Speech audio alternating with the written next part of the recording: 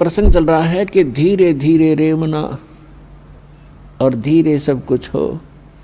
आज नाम लिया है, किसी ने 6 महीने हो गए, किसी ने सतनाम मिल गया है, किसी को प्रथम मंत्र मिला है, और किसी ने 10 महीने हुए हैं, किसी ने 1 वर्ष हो गया, किसी ने 2 के। जिन भक्तों को 1 वर्ष से ज़्यादा हो गया, 2 वर्ष हो गए हैं, आज उनके सुख सुनना, उनके मुंह का थूक सूख जाएगा अपने सुख बताते बताते। इतने सुख देता है परमात्मा।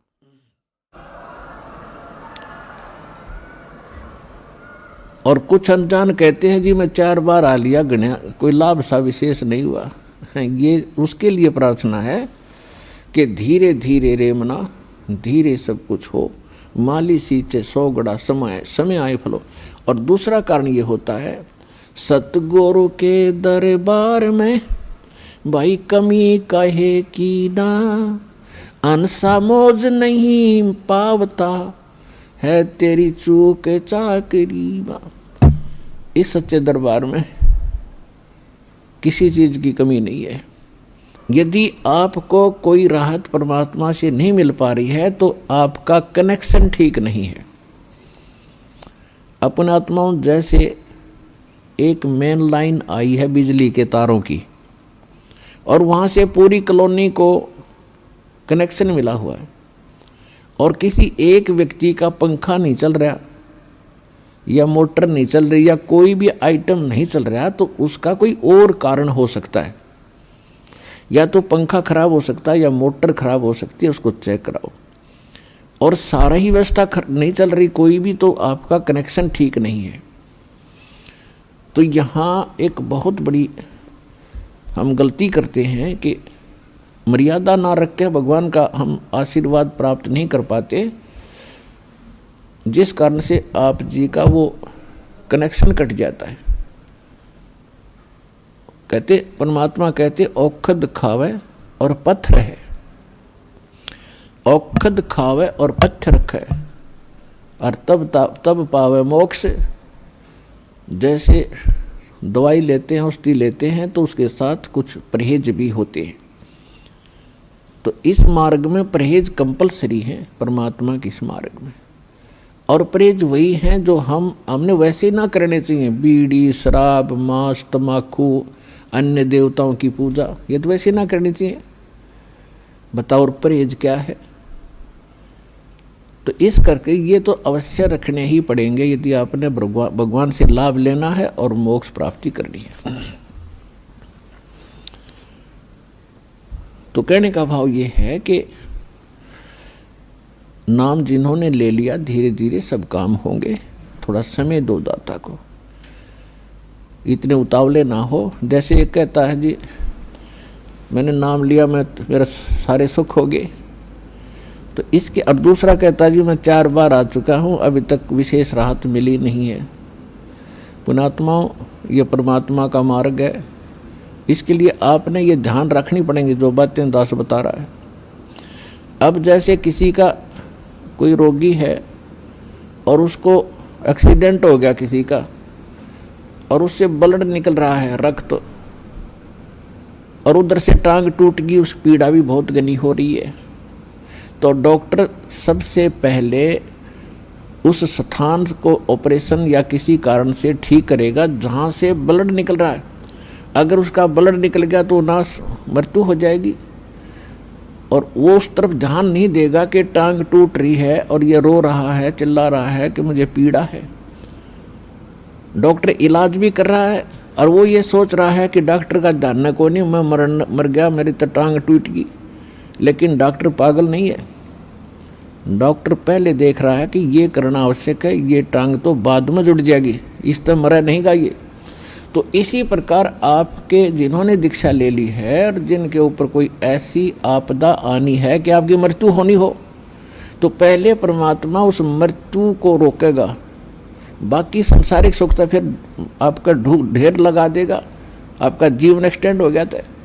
तो इस बात को आप ध्यान रखना, यह कोई बालकों का लेख नहीं है, और इतने एक मनुष्य जीवन का मिलना हंसी खेल नहीं है। एक सांस भी मनुष्य जीवन की मिलना आपको बालकों का खेल नहीं है। और ये आपको 100-150 वर्ष एक्सटेंड कर देता, ये परमपिता, ये पूर्ण परमात्मा है।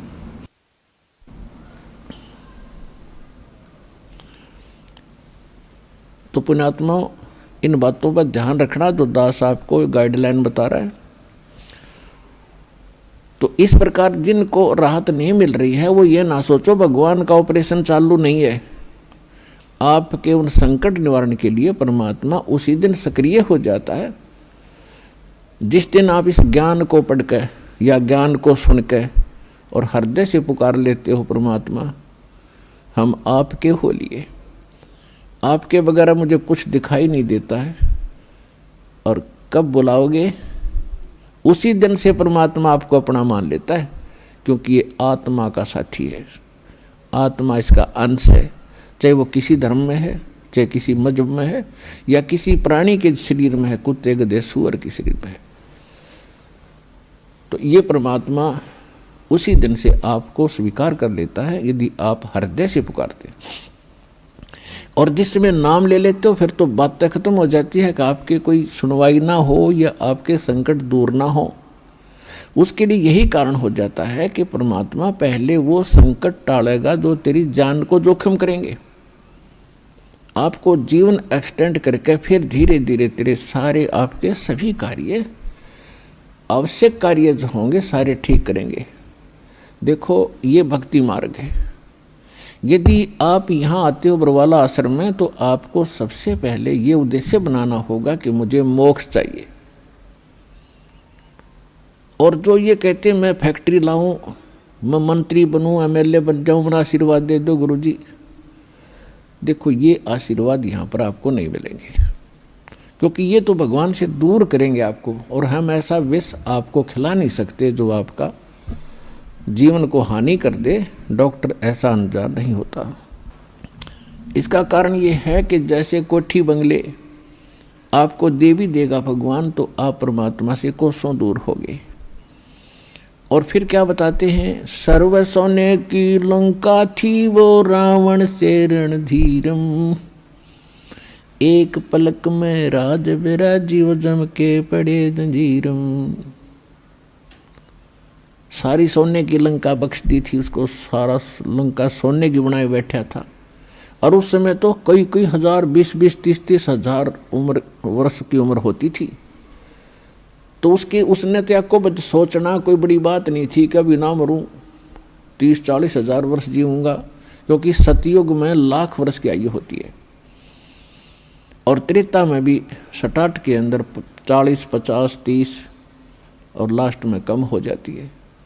तो रावण के मन में ये खरपतवार पैदा हो जाना कि अभी नहीं मरूंगा, ठाठ तो कोठी बना ली, दो कोई मंजिल की अटारियाँ बना रखी हैं। जैसे आजकल ये 20-20, 30-30 मंजिल के बनाते हैं मकान, वो तो 100 मंजिल के बनाए बैठा था, 200 के, इतना कुबद्दी था।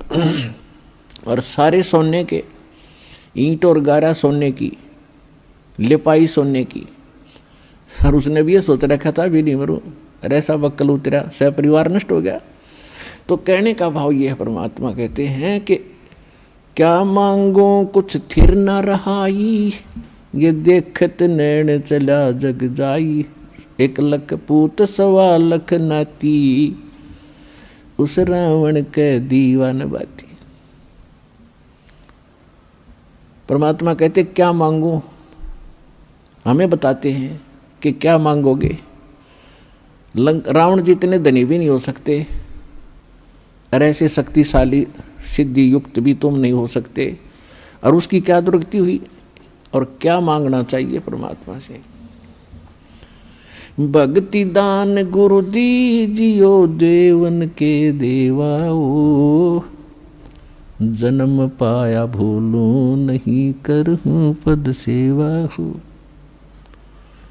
और फिर क्या मांगे, साईं इतना दीजियो जा मैं कुटुंब समाए, हम भी भूखे न रहे अतिथि न भूख हो जाए।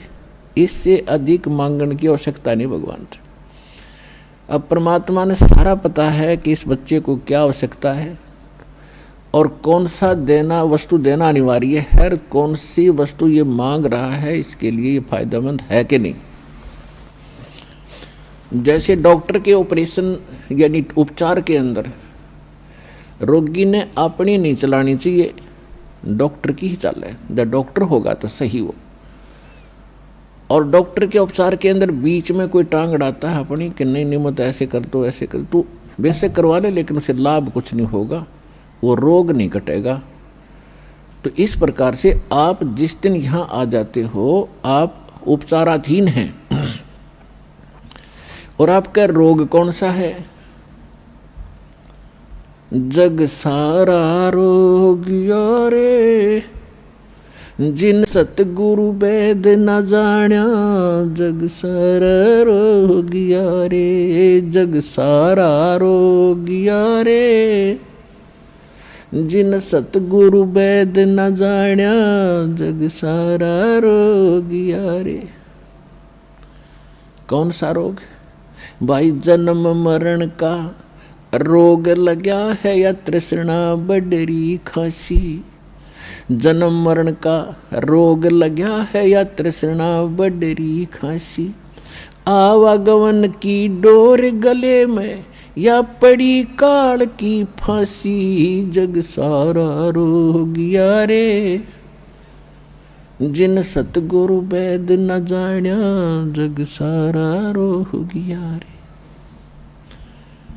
भाई देखा देखी गुरु शिष्य बन गे, किया ना तत्व विचारा, देखा देखी गुरु शिष्य बन गे, किया ना तत्व विचारा, गुरु शिष्य दोनों के सिर पे यू काल ठोके पंजारा, जग सारा रोग योरे जिन सतगुरु वेद न जाण्या, जग सारा रोग यारे।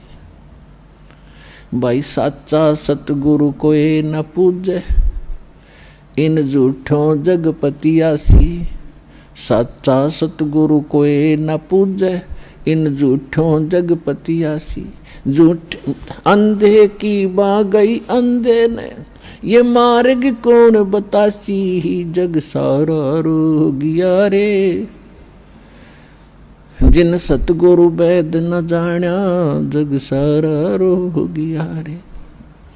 भाई सार शब्द सर जीवन बूटी, घस घस अंग लगावे,